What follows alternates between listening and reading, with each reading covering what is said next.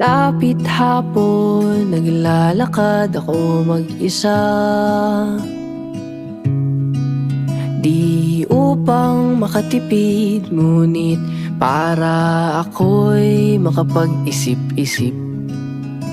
Inihagis ang bato at panoorin, lumubog ito hanggang sa pinakamalalim, habang hinayaan ang sarili malunod sa lungkot, malunod sa lungkot.